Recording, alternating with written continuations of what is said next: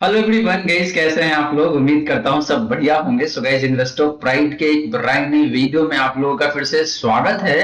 And guys, आज के इस वीडियो में हम लोग बात करने वाले हैं कि जो म्यूचुअल फंड का स्ट्रेस टेस्ट रिजल्ट जो अभी आया है उसकी वजह से जो स्मॉल कैप कैटेगरी के 3 फंड कौन सा है एंड आपका मिड कैप कैटेगरी का वो 3 फंड कौन सा है जिसपे सबसे ज्यादा इंपैक्ट पड़ा हुआ है। और अगर आपने ऑलरेडी इन तीनों या फिर इन 6 फंड में इन्वेस्ट करा हुआ है देन मुझे लगता है कि भाई आपको सोचने की जरूरत है और आपको डिसाइड करना पड़ेगा कि भाई इन तीनों में से कौन सा फंड आपके लिए सही रहेगा और आप इसके साथ कंटिन्यू कर सकते हैं या फिर आपको इन सारे फंड से एग्जिट कर लेना चाहिए। तो इस क्वेश्चन का जो आंसर है गाइस मैं यहाँ पे देने वाला हूँ आज के इस वीडियो में। तो गाइस, आज का वीडियो आप सभी के लिए काफी इंटरेस्टिंग एंड इंपॉर्टेंट होने वाला है, तो बने रहिएगा थ्रू आउट द वीडियो। वही गाइस, अगर आपके मन में कोई डाउट है, कोई क्वेश्चन है तो कमेंट सेक्शन में पूछ लीजिए। एंड गाइस, अगर आप चाहते हैं कि मैं आपका म्यूचुअल फंड पोर्टफोलियो को रिव्यू करूं देन प्लीज अपना mutual fund portfolio comment section में मेंशन कर सकते हैं। अपकमिंग वीडियो में गाइस आपका जो पोर्टफोलियो है उसको मैं काफी डिटेल में रिव्यू करने वाला हूं। गाइस, आपको टेंशन लेने की जरूरत नहीं है, आने वाले वीडियो में आपका जो पोर्टफोलियो है उसको मैं जरूर कवर करने वाला हूं और वो भी काफी डिटेल में रिव्यू करके देने वाला हूँ। तो चलिए गाइस, स्टार्ट करते हैं आज का video. But guys, video start करने से पहले फटाफट कर दीजिए इस वीडियो को लाइक। एंड गाइज, आपने चैनल को अभी तक सब्सक्राइब नहीं किया हुआ है देन प्लीज सब्सक्राइब कीजिए चैनल को। साथ के साथ गाइज नोटिफिकेशन बेल ऑन करके ऑल पे क्लिक कर लीजिएगा ताकि जब भी इस चैनल पे वीडियो लेके आऊंगा सारे वीडियो का नोटिफिकेशन आपको मिलता रहेगा। तो गाइज, जैसे मैंने आपको बताया कि भाई आज के इस वीडियो में हम लोग 2 तरीके से बात करेंगे। पहले बात करेंगे आपका जो mid cap and small cap category का म्यूचुअल फंड है उसका स्ट्रेस टेस्ट रिजल्ट कैसा है। गाइज, ये टॉपिक मैंने ऑलरेडी पिछले वीडियो में कवर कर लिया है, तो यहाँ पे एक रिकैप दूंगा और फटाफट मैं आपको बताने की कोशिश करूंगा। इसके बाद गाइज मैं दोनों कैटेगरी से यानी कि small cap category and mid cap category से 3 फंड को काफी डिटेल में कवर करूंगा और उसका परफॉर्मेंस देखूंगा कि भाई आज के डेट में कहां पे स्टैंड करता है और उन सारे फंड का रिस्क प्रोफाइल कैसा है आज के डेट में। अगर आपने ऑलरेडी इन्वेस्ट करा हुआ है तो आपको क्या यहाँ पे बने रहना चाहिए या फिर एग्जिट कर जाना चाहिए, तो इस क्वेश्चन का भी आंसर आपको यहाँ पे मिल जाएगा गाइस। तो चलिए गाइस, बात कर लेते हैं कि जो mid cap and small cap category का फंड है उसका स्ट्रेस टेस्ट रिजल्ट कैसा है।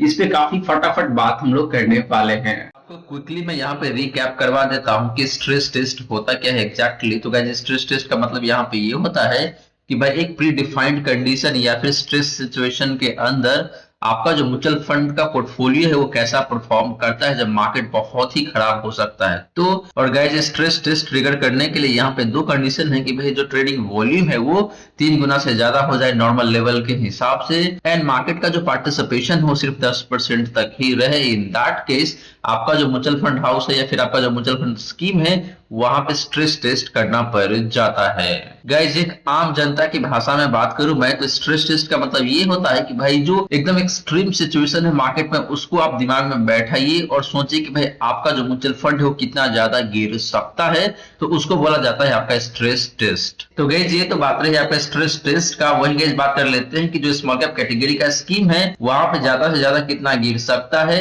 तो गाइस, ये मैटर हमने ऑलरेडी पिछले वीडियो में या फिर लास्ट वीडियो में कवर कर लिया है, लेकिन यहाँ पे मैं आपको क्विकली रिकैप करवा देता हूं कि जो इडलवाइज म्यूचुअल फंड इसके स्मॉल कैप स्कीम सिर्फ 2 दिन में पैसे लौटा देता है 25%। यानी कि जब मार्केट में काफी जोर तरीके से गिरावट आएगी और रिडम्पशन प्रेशर काफी तेज हो जाएगा in that case Edelweiss mutual fund house अपने स्मॉल कैप स्कीम में 25% जो रिडम्पशन है उसको 2 दिन में ही ये कॉप अप कर लेता है या फिर कह लीजिए पैसे को रिडीम कर देगा। वहीं अगर 50% रिडम्पशन प्रेशर आता है इन दैट केस ये फंड सिर्फ 3 दिन में ही पैसे लौटा देगा। सिमिलरली आपका जो Motilal Oswal small cap fund है ये भी 2 दिन में 25% पैसे वापस कर देगा, 3 दिन में 50% पैसे वापस कर देगा। सुंदरम म्यूचुअल फंड का भी नंबर देखे तो ठीक है, 3 दिन में 25% लिक्विडेशन को ये कॉप अप कर सकता है एंड 50% लिक्विडेशन को ये 5 दिन में कॉप अप कर लेगा। एबीएसएल का भी नंबर देखे तो ठीक है, 25% वाला 5 दिन में ये कवर कर लेगा एंड 50% लिक्विडेशन को ये 10 दिन में कवर कर सकता है। क्वांट का भी नंबर देखे तो ठीक ठाक है, मतलब बहुत अच्छा तो नहीं है लेकिन बहुत खराब भी नहीं है।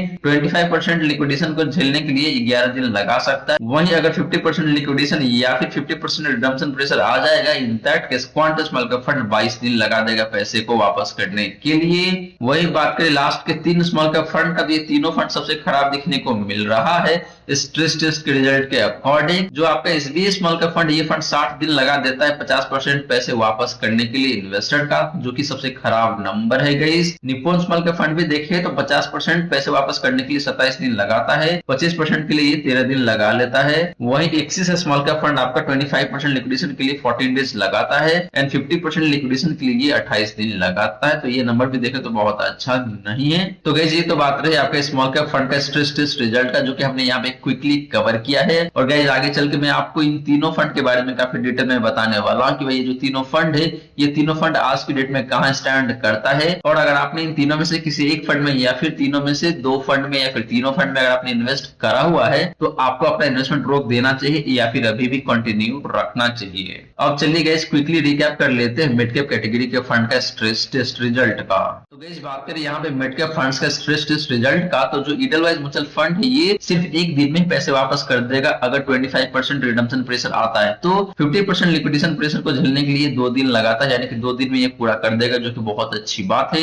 एवीएसएल का भी नंबर देखें तो काफी अच्छा है, 25% लिक्विडेशन का 2 डेज एंड 50% लिक्विडेशन का 4 डेज। सुंदरम का नंबर भी अच्छा है, यहाँ पे 2 दिन एंड 4 दिन। क्वांट मिड कैप फंड की बात करें तो इसका भी नंबर अच्छा दिखने को मिल रहा है, 3 दिन और 6 दिन। मोतीलाल ओसवाल का देखें तो कंपैरेटिवली खराब है, लेकिन वैसे देखें तो खराब नहीं है। 5 दिन में 25% लिक्विडेशन को झेल सकता है एंड 50% लिक्विडेशन को झेलने के लिए 10 दिन लगा लेता है। एंड आपका जो एक्सिस स्मॉल कैप फंड है एसबीआई, ये दोनों सबसे खराब दिखने को मिल रहा है। यानी कि जो एसबीआई मिड कैप फंड है गाइस, यहाँ पे इसका तो नंबर बहुत ही खराब दिखने को मिल रहा है। कहने का मतलब ये गाइस कि SBI Magna mid cap fund 60 दिन लगाता है 50% लिक्विडेशन को झेलने के लिए। यानी कि अगर 50% रिडम्पशन प्रेशर आ जाता है, in that case SBI small cap fund सबसे ज्यादा दिन लगाएगा पैसे वापस करने के लिए, तो यहाँ पे रिस्क लेवल ज्यादा है। तो गाइस ये तो बात रही आपका मिड कैप फंड्स का स्ट्रेस टेस्ट रिजल्ट का, और गाइस यहाँ पे हमने क्विकली इसका रिकैप कर लिया है। आगे चल के गाइस मैं आपको इन तीनों फंड के बारे में बताऊंगा कि भाई इन तीनों फंड का अभी का सिचुएशन कैसा है, यानी कि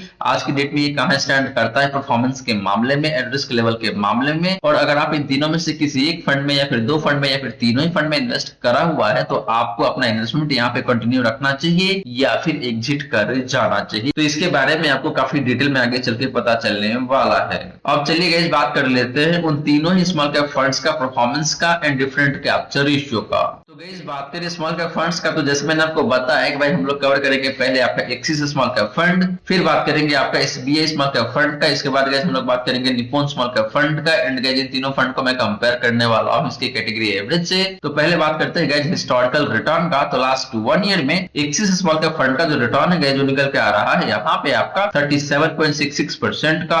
एसबीआई स्मॉल कैप फंड का लास्ट 1 ईयर का रिटर्न की बात करेंगे इस तो निकल के आ रहा है यहाँ पे आपका 33.34% का। निप्पॉन स्मॉल कैप फंड का लास्ट 1 ईयर का रिटर्न की बात करेंगे इस तो निकल के आ रहा है यहाँ पे आपका 51.04% का। एंड बात करेंगे इस कैटेगरी एवरेज का लास्ट 1 ईयर का रिटर्न का, तो निकल के आ रहा है यहाँ पे आपका। एंड बात करेंगे इस कैटेगरी एवरेज का लास्ट 1 ईयर का रिटर्न का, तो निकल के आ रहा है यहाँ पे आपका 44.42% का। तो गाइस लास्ट 1 ईयर में देखें तो पहला जो दो फंड है यानी कि Axis small cap fund and SBI small cap fund, ये दोनों ही फंड अपने कैटेगरी एवरेज को बहुत अच्छे खासे मार्जिन से अंडर परफॉर्म कर रहा है। लेकिन जैसे ही आप बात करते हैं निप्पॉन स्मॉल कैप फंड का, तो इसका परफॉर्मेंस बेहद ही शानदार है लास्ट 1 ईयर में, अगर आप इन तीनों फंड को एक दूसरे से कंपेयर करते हैं। तो बात करेंगे इस पिछले 3 सालों का रिटर्न का, तो एक्सिस स्मॉल कैप फंड का जो रिटर्न पिछले 3 सालों का वो निकल के आ रहा है यहाँ पे आपका 25.69% का। एसबीआई स्मॉल कैप फंड का पिछले 3 सालों का रिटर्न की बात करेंगे इस तो निकल के आ रहा है यहाँ पे आपका 22.42% का। बात करेंगे निप्पॉन स्मॉल कैप फंड का पिछले 3 सालों का रिटर्न का, तो निकल के आ रहा है यहाँ पे आपका 32.51% का। एंड बात करेंगे इस कैटेगरी एवरेज का पिछले 3 सालों का रिटर्न का, तो निकल के आ रहा है यहाँ पे आपका 26.94% का। ऑलमोस्ट 26% का रिटर्न दे रहा है कैटेगरी एवरेज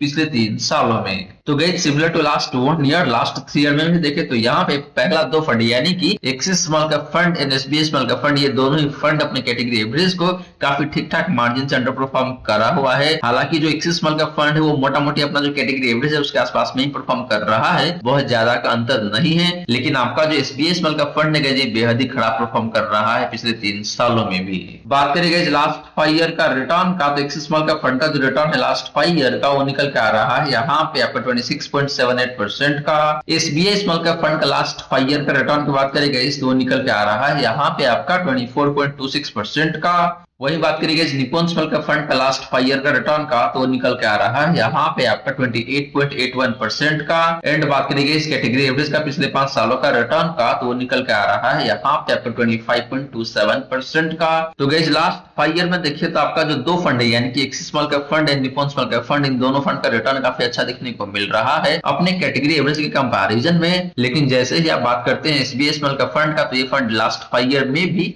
अपने कैटेगरी एवरेज को मार्जिनली अंडर परफॉर्म करा हुआ है। लेकिन गाइस यहाँ पे बहुत ज्यादा का अंतर नहीं है SBI small cap fund and category average के परफॉर्मेंस के बीच में। तो ठीक है, रिटर्न ठीक ठाक दिखने को मिल रहा है पिछले 5 सालों में। तो गाइस ये रही बात आपका इन तीनों ही स्मॉल कैप फंड का हिस्टोरिकल रिटर्न का। और जहाँ पे देखे तो overall Nippon small cap fund सबसे बेहतरीन परफॉर्म करता हुआ नजर आ रहा है। वही गाइस बात करें आपका एसबीआई स्मॉल कैप फंड का तो ये फंड देखे तो हर एक टाइम फ्रेम में काफी अच्छे खासे मार्जिन से अपनी कैटेगरी एवरेज को अंडर परफॉर्म करा हुआ है। एंड बात करेंगे आपका एक्सिस स्मॉल कैप फंड का, ये फंड देखे तो ठीक ठाक सा परफॉर्मेंस दे रहा है, बहुत खराब मैं नहीं कहूंगा पिछले 5 साल का डेटा देखते हैं तो। हालांकि लास्ट 3 ईयर में देखे तो अपना जो कैटेगरी एवरेज है उसके आसपास में ही परफॉर्म करा हुआ है। एंड लास्ट 1 ईयर में इसका परफॉर्मेंस भी काफी खराब दिखने को मिल रहा है अपने कैटेगरी एवरेज के कंपैरिजन में। तो गाइस परफॉर्मेंस के मामले में देखें तो यहाँ पे निप्पॉन स्मॉल कैप फंड मुझे काफी अच्छा दिखने को मिल रहा है। अगर आपने इस फंड में इन्वेस्ट किया हुआ है देन आपको कंटिन्यू करने की जरूरत है, यहाँ से आपको एग्जिट करने की जरूरत शायद नहीं पड़ेगा। लेकिन बाकी दो फंड में अगर आपने इन्वेस्ट करा हुआ है देन आपको सोचने की जरूरत है कि भाई आपको यहाँ से एग्जिट कर जाना चाहिए या फिर बने रहना चाहिए। लेकिन गाइस ये बात आपको आगे चल के पता चलेगा कि भाई इन दोनों फंड का कैप्चर रेशियो कैसा निकल के आता है। तो बात करेंगे इन तीनों ही फंड का कैप्चर रेशियो का, तो सबसे पहले बात करते हैं आपका मैक्सिमम ड्रॉ डाउन का। तो एक्सिस स्मॉल कैप फंड का जो मैक्सिमम ड्रॉ डाउन है जो निकल के आ रहा है यहाँ पे आपका 9.44% का, यानी कि एक ऐसा टाइम फ्रेम जहां पे एक्सिस स्मॉल कैप फंड ने आपको मोटा मोटी सबसे ज्यादा 9.5% के आसपास की गिरावट दिखाया हुआ है। बात करें एसबीआई स्मॉल कैप फंड का मैक्सिमम ड्रॉ डाउन का तो निकल के आ रहा है यहाँ पे आपका नेगेटिव 7.87% का, मोटा मोटी 8% का गिरावट इसने भी दिखाया है। वही बात करिएगा इस निप्पॉन स्मॉल कैप फंड का मैक्सिमम ड्रॉ डाउन का तो निकल के आ रहा है यहाँ पे आपका 10.22% का। एंड बात करिएगा इस कैटेगरी एवरेज का मैक्सिमम ड्रॉ डाउन का तो निकल के आ रहा है यहाँ पे आपका 13.07% का। तो गाइस मैक्सिमम ड्रॉ डाउन के मामले में देखें तो तीनों फंड का मैक्सिमम ड्रॉ डाउन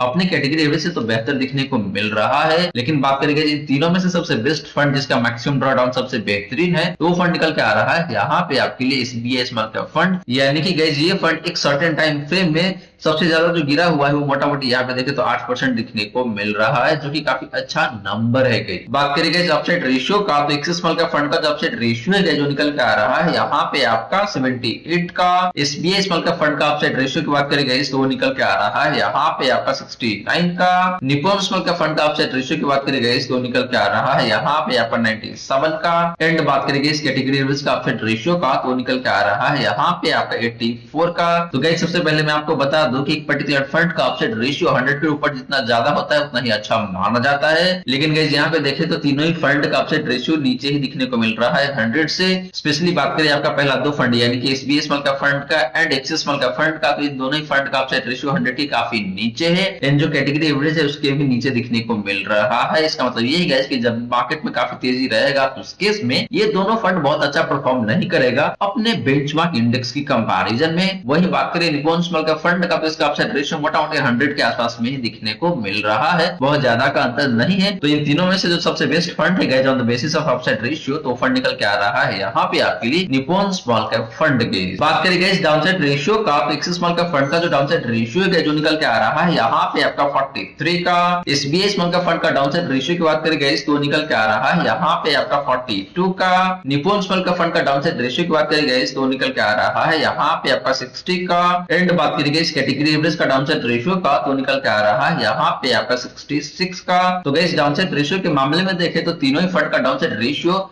अपने कैटेगरी एवरेज से कम है, जो कि अच्छी बात है। गाइस आपको बता दूं कि एक पर्टिकुलर फंड का डाउनसाइड रेशियो 100 के नीचे जितना कम होता है उतना ही बेहतर माना जाता है। इससे ये पता चलता है कि भाई वो फंड अपने बेंचमार्क इंडेक्स के कंपैरिजन में काफी अच्छा परफॉर्म करता है जब मार्केट में काफी तेज गिरावट आती है। तो यहाँ पे देखें तो तीनों ही फंड का डाउनसाइड रेशियो अच्छा है अपने कैटेगरी के कंपैरिजन में। लेकिन बात करेंगे जिन तीनों में से सबसे बेस्ट फंड का on the basis of downside ratio तो फंड निकल के आ रहा है आपका पहला दो फंड यानी कि Axis small cap fund and SBI small cap fund, इन दोनों फंड का downside ratio almost similar size दिखने को मिल रहा है। तो ये दोनों फंड काफी कम गिरता है जब मार्केट में काफी तेज गिरावट आती है। तो अपने बेंचमार्क इंडेक्स के कंपैरिजन में वही बात करें निप्पॉन स्मॉल कैप फंड का, तो ये फंड रिलेटिवली ज्यादा गिरावट दिखाता है। तो गाइस ये रही बात आपका इन तीनों ही स्मॉल कैप फंड का हिस्टोरिकल रिटर्न का एंड डिफरेंट कैप्चर इश्यू का। और यहाँ पे देखिए तो ओवरऑल अगर आप एक परफॉर्मेंस सेंट्रिक फंड के साथ जाना चाहते हैं, in that case Nippon small cap fund आपके लिए काफी शानदार हो सकता है। वहीं अगर आप थोड़ा सा कम रिटर्न कमाना चाहते हैं और रिस्क लेवल भी मेंटेन करके रखना चाहते हैं, in that case axis small cap fund आपके लिए काफी बेहतरीन हो सकता है। एसबीआई स्मॉल कैप फंड के लिए तो मैं बिल्कुल भी यहाँ पे रिकमेंड या फिर सजेशन नहीं दूंगा गाइस, क्योंकि यहाँ पे 60 डेज का यहाँ पे लिक्विडेशन पीरियड है गाइस, यानी कि अगर आप इसमें रिडीम करने जाएंगे, कहने का मतलब ये है कि अगर बहुत तेजी से रिडम्पशन प्रेशर आ जाएगा, इन दैट केस ये फंड सबसे ज्यादा टाइम लगाता है पैसे वापस करने में इन्वेस्टर का। तो आप अपने रिस्क के according axis small cap fund या फिर निप्पॉन स्मॉल कैप फंड में से किसी एक फंड को चूज कर सकते हैं गाइस। अब चलिए गाइस बात कर लेते हैं मिड कैप कैटेगरी के फंड्स के बारे में। गाइस बात करें मिड कैप फंड्स का, तो यहाँ पे भी मैंने 3 फंड चूज करा हुआ है। पहला फंड है आपके लिए एक्सिस मिड कैप फंड, दूसरा फंड है जहाँ पे आपके लिए Motilal Oswal mid cap fund, तीसरा फंड है जहाँ पे आपके लिए SBI magnum mid cap fund. And guys in तीनों फंड को भी मैं कंपेयर करने वाला हूँ इसकी कैटेगरी एवरेज से। तो सबसे पहले बात करते हैं गाइस हिस्टोरिकल रिटर्न का। तो लास्ट 1 ईयर में एक्सिस मिड कैप फंड का जो रिटर्न है जो निकल के आ रहा है, यहाँ पे आपका 38.99% का। Motilal Oswal mid cap fund का लास्ट 1 ईयर का रिटर्न की बात करेंगे तो निकल के आ रहा है, यहाँ पे आपका 54.28% का। बात करेंगे SBI magnum mid cap fund का लास्ट 1 ईयर का रिटर्न का, तो निकल के आ रहा है यहाँ पे आपका 37.81% का। एंड बात करेंगे इस कैटेगरी एवरेज का लास्ट 1 ईयर का रिटर्न का, तो निकल के आ रहा है यहाँ पे आपका 47.08% का। तो गाइस लास्ट 1 ईयर में देखें तो आपका जो Motilal Oswal mid cap fund है, ये फंड काफी अच्छी तरीके से परफॉर्म कर रहा है। लेकिन जैसे ही आप बात करते हैं एक्सिस मिड कैप फंड का या फिर SBI magnum mid cap fund का, तो ये दोनों ही फंड अपने कैटेगरी एवरेज को ऑलमोस्ट 10% से अंडर परफॉर्म कर रहा है। 9 से 10% से अंडर परफॉर्म कर रहा है लास्ट 1 ईयर में, जो कि किसी भी एंगल से अच्छी बात नहीं है गाइस। बात करें गाइस पिछले 3 सालों का रिटर्न का, तो एक्सिस मिड कैप फंड का जो रिटर्न है पिछले 3 सालों का, वो निकल के आ रहा है यहाँ पे आपका मोटा मोटी 18% का। Motilal Oswal mid cap fund का पिछले 3 सालों का रिटर्न की बात करें गाइस, तो निकल के आ रहा है यहाँ पे आपका मोटा मोटी 33% कह सकते हैं आप। बात करें guys SBI magnum mid cap fund का पिछले 3 सालों का रिटर्न का, तो निकल के आ रहा है यहाँ पे आपका 24.15% का। एंड बात करेंगे इस कैटेगरी एफएस का पिछले 3 सालों का रिटर्न का, तो निकल के आ रहा है यहाँ पे आपका 22.86% का। तो गाइस पिछले 3 सालों में देखें तो आपका जो Motilal Oswal mid cap fund है या फिर आपका जो SBI magnum mid cap fund है, ये दोनों फंड काफी अच्छा परफॉर्म कर रहा है। लेकिन जैसे ही आप बात करते हैं एक्सिस मिड कैप फंड का, तो ये फंड बेहद ही खराब परफॉर्म कर रहा है। पिछले 3 सालों में काफी अच्छे खासे मार्जिन से अंडर परफॉर्म कर रहा हुआ है अपने कैटेगरी एवरेज को। बात करेंगे इस लास्ट 5 ईयर का रिटर्न का, तो एक्सिस मिड कैप फंड का जो रिटर्न है पिछले 5 सालों का, वो निकल के आ रहा है यहाँ पे आपका 21.02% का। Motilal Oswal mid cap fund का लास्ट 5 ईयर का रिटर्न की बात करेंगे तो निकल के आ रहा है यहाँ पे आपका 26.56% का। बात करेंगे SBI magnum mid cap fund का पिछले 5 सालों का रिटर्न का, तो निकल के आ रहा है यहाँ पे आपका 22.78% का। एंड बात करेंगे इस कैटेगरी एवरेज का लास्ट 5 ईयर का रिटर्न का, तो निकल के आ रहा है यहाँ पे आपका 22.06% का। तो गाइस लास्ट 5 ईयर में देखें तो 3 में से जो 2 फंड है उसका परफॉर्मेंस अपना जो कैटेगरी एवरेज है उसके आसपास में ही दिखने को मिल रहा है, बहुत ज्यादा का अंतर नहीं है। गाइस मैं बात कर रहा हूं एक्सिस मिड कैप फंड का and SBI magnum mid cap fund का, ये दोनों ही फंड अपना जो कैटेगरी एवरेज है उसके आसपास में ही परफॉर्म कर रहा है। हालांकि जो एक्सिस मिड कैप फंड है ये मार्जिनली अंडर परफॉर्म जरूर किया हुआ है अपने कैटेगरी एवरेज को पिछले 5 सालों में। लेकिन जैसे ही आप बात करते हैं Motilal Oswal mid cap fund का, इसका परफॉर्मेंस बेहद ही शानदार है पिछले 5 सालों में भी। तो गाइस ये रही बात आपका इन तीनों ही मिड कैप फंड्स का हिस्टोरिकल रिटर्न का। और जहां में देखें तो ओवरऑल रिटर्न के मामले में Motilal Oswal mid cap fund सबसे बेहतरीन दिखने को मिल रहा है। एंड बात करेंगे सबसे खराब परफॉर्मेंस का अक्रॉस दी टाइम फ्रेम, तो यहाँ पे जो एक्सिस मिड कैप फंड है इसका परफॉर्मेंस काफी खराब दिखने को मिल रहा है हर एक टाइम फ्रेम में अपने कैटेगरी एवरेज के कंपैरिजन में या फिर बाकी 2 फंड के कंपैरिजन में। एंड आपका जो SBI magnum mid cap fund है इसका परफॉर्मेंस ठीक है, ना तो बहुत खराब है और ना ही बहुत अच्छा है, काफी ठीक ठाक सा परफॉर्मेंस है, स्पेशली बात करें लास्ट 3 ईयर में या फिर लास्ट 5 ईयर में। तो वही गाइस बात करें इन तीनों ही फंड्स का कैप्चर रेशियो का, तो सबसे पहले बात करते हैं आपका मैक्सिमम ड्रॉ डाउन का। तो एक्सिस मिड कैप फंड का जो मैक्सिमम ड्रॉ डाउन है गाइस जो निकल के आ रहा है यहाँ पे आपका -14.25% का। Motilal Oswal mid cap fund का जो मैक्सिमम ड्रॉ डाउन है जो निकल के आ रहा है यहाँ पे आपका 8.89% का, मोटा मोटी 9% का गिरावट दिखाता है ये फंड। बात करेंगे SBI magnum mid cap fund का मैक्सिमम ड्रॉ डाउन का, तो निकल के आ रहा है यहाँ पे आपका 8.23% का, जो कि सबसे कम है अभी तक। एंड बात करेंगे इस कैटेगरी एवरेज का मैक्सिमम ड्रॉ डाउन का, तो निकल के आ रहा है यहाँ पे आपका -12.09% का। तो गाइस मैक्सिमम ड्रॉ डाउन के मामले में देखें तो आपका जो Motilal Oswal mid cap fund है या फिर SBI magnum mid cap fund है, इन दोनों फंड का मैक्सिमम ड्रॉ डाउन काफी अच्छा दिखने को मिल रहा है, मोटामोटी 8 से 9% का। लेकिन जैसे ही आप बात करते हैं एक्सिस मिड कैप फंड का, तो ये फंड सबसे ज्यादा गिरावट दिखाता है, मोटामोटी 14% के आसपास में। तो guys axis mid cap fund का रिटर्न भी खराब दिखने को मिल रहा है, एंड जो मैक्सिमम ड्रॉ डाउन है गाइस वो भी बहुत अच्छा नहीं है। यहाँ पे बात करें गाइस अपसाइड रेशियो का, तो एक्सिस मिड कैप फंड का जो अपसाइड रेशियो है जो निकल के आ रहा है यहाँ पे आपका 80 का। Motilal Oswal mid cap fund का अपसाइड रेशियो की बात करें गाइस तो वो निकल के आ रहा है यहाँ पे आपका 100 का। बात करें guys SBI Magna mid cap fund का अपसाइड रेशियो का, तो निकल के आ रहा है यहाँ पे आपका 82 का। एंड बात करें गाइस कैटेगरी एवरेज का अपसाइड रेशियो का, तो निकल के आ रहा है यहाँ पे आपका 90 का। तो गाइस अपसाइड रेशियो के मामले में देखें तो यहाँ पे जो आपका एक्सिस मिड कैप फंड है एंड आपका जो SBI Magna mid cap fund, ये दोनों फंड काफी अच्छा नहीं दिखने को मिल रहा है। कहने का मतलब ये गाइस कि दोनों फंड खराब दिखने को मिल रहा है, इसका अपसाइड रेशियो का नंबर अच्छा नहीं है।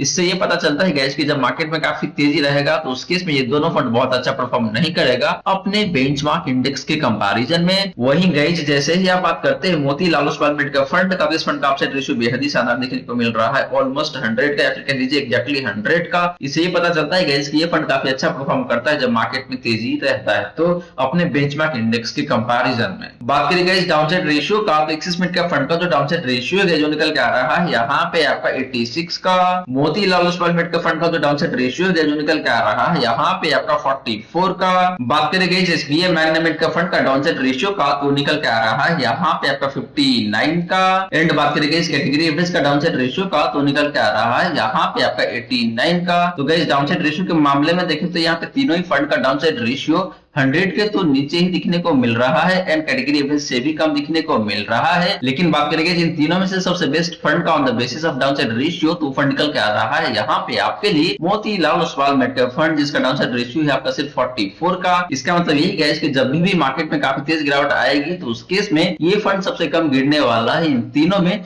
अपने बेंचमार्क इंडेक्स के कंपैरिजन में। वहीं बात करें एक्सिस मिड कैप फंड का, तो ये फंड ज्यादा गिर सकता है, एनएसबीआई मैग्ना मिड कैप फंड भी देखिए तो ज्यादा ही गिर सकता है जब मार्केट में काफी तेज गिरावट आएगी। तो गाइस ये रे बात आपका इन तीनों मिड कैप फंड्स का हिस्टोरिकल रिटर्न का एंड डिफरेंट कैप्चर रेशियो का। और जहां पे देखें तो overall Motilal Oswal mid cap fund सबसे बेहतरीन दिखने को मिल रहा है। अगर आपने इस फंड में इन्वेस्ट किया हुआ है देन आपको कुछ भी करने की जरूरत नहीं है, अपने इन्वेस्टमेंट को एज इट इज कंटिन्यू रखने की जरूरत है। वहीं गाइस बात करें आपका एक्सिस मिड कैप फंड का, अगर आपने इस फंड में इन्वेस्ट करा हुआ है देन मेरा सजेशन यहाँ पे यही कि भाई आपको इस फंड से एग्जिट कर जाना चाहिए। एंड लास्टली बात करें SBI Magna mid cap fund का, तो आप इस फंड में अगर इन्वेस्ट करा हुआ है देन मुझे लगता है कि आपको यहाँ पे कुछ समय और देना चाहिए और देखना चाहिए कि ये फंड आपके लिए कितना अच्छा परफॉर्म कर रहा है। उसके बाद आप डिसीजन ले सकते हैं कि भाई आपको एग्जिट करना है या फिर कंटिन्यू रहना चाहिए। तो गाइज ये रही सारी की सारी बातें जो हमने किया आज के इस वीडियो में, और यहाँ पे हमने काफी डिटेल में कवर किया है कि जो स्मॉल कैप कैटेगरी का 3 फंड है जिसका लिक्विडिटी डेज या फिर कह लीजिए लिक्विडेशन डेज सबसे खराब निकल के आ रहा है, उसमें से आपका जो एसबीआई स्मॉल कैप फंड ये सबसे खराब है। यहाँ पे अगर आपने इन्वेस्ट करा हुआ है तो मुझे लगता है कि भाई आपको यहाँ से एग्जिट कर जाना चाहिए और जो अल्टरनेटिव स्मॉल कैप फंड है वहां पे स्विच कर जाना चाहिए, ये ज्यादा बेहतर ऑप्शन आपके लिए हो सकता है। वहीं अगर आपने निप्पॉन स्मॉल कैप फंड में इन्वेस्ट करा हुआ है तो मुझे लगता है कि आप इस फंड के साथ कंटिन्यू कर सकते हैं। एंड अगर आपने एक्सिस स्मॉल कैप फंड में भी इन्वेस्ट करा हुआ है तो मुझे लगता है कि भाई कुछ हद तक ये फंड भी ठीक है, लास्ट 1 ईयर में बहुत अच्छा परफॉर्म नहीं करा हुआ है, लेकिन जैसे ही आप बात करते हैं लास्ट 3 ईयर का या फिर लास्ट 5 ईयर का, तो यहाँ पे परफॉर्मेंस अपने कैटेगरी के कंपैरिजन में अच्छा ही दिखने को मिल रहा है। तो ये फंड देखें तो कंपैरेटिव टर्म में थोड़ा सा बेटर जरूर है एसबीआई स्मॉल कैप फंड के कंपैरिजन में। वही गाइस बात करें मिड कैप फंड्स का, तो अगर आपने एक्सिस मिड कैप फंड में इन्वेस्ट करा हुआ है देन मुझे लगता है कि भाई आपको क्विकली यहाँ से एग्जिट कर जाना चाहिए। वहीं अगर आपने SBI Magna mid cap fund में इन्वेस्ट करा हुआ है देन मुझे लगता है कि भाई ये फंड आपके लिए सही रहेगा। कुछ दिन तक आपको और समय देना चाहिए इस पर्टिकुलर फंड को और देखना चाहिए कि भाई ये फंड कैसा परफॉर्म करता है। एंड लास्टली बात करें guys Motilal Oswal mid cap fund का, तो अगर आपने इस फंड में इन्वेस्ट करा हुआ है तो मुझे लगता है कि भाई आपको यहाँ पे कोई टेंशन लेने की जरूरत नहीं है, आप Motilal Oswal mid cap fund के साथ एज इट इज कंटिन्यू करके चल सकते हैं। तो गाइस आशा करता हूं जितनी भी बातें मैंने बताने की कोशिश किया है सारी की सारी बातें आपको समझ में आ गया होगा। मन में अगर कोई डाउट है, कोई क्वेश्चन है तो कमेंट सेक्शन में पूछ लीजिए। वहीं गाइस वीडियो अच्छी लगी हो या फिर वीडियो थोड़ा सा भी हेल्पफुल है आप सभी को देन प्लीज वीडियो को लाइक करें, साथ के साथ गाइस चैनल को सब्सक्राइब कर लीजिएगा एंड नोटिफिकेशन बेल ऑन करके ऑल पे क्लिक कर लीजिएगा ताकि जब भी इस चैनल पे वीडियो लेके आऊंगा सारे ही वीडियो का नोटिफिकेशन आपको मिलता रहेगा। So guys thank you so much for watching this video. मिलते हैं अगले वीडियो में। जय हिंद, जय भारत।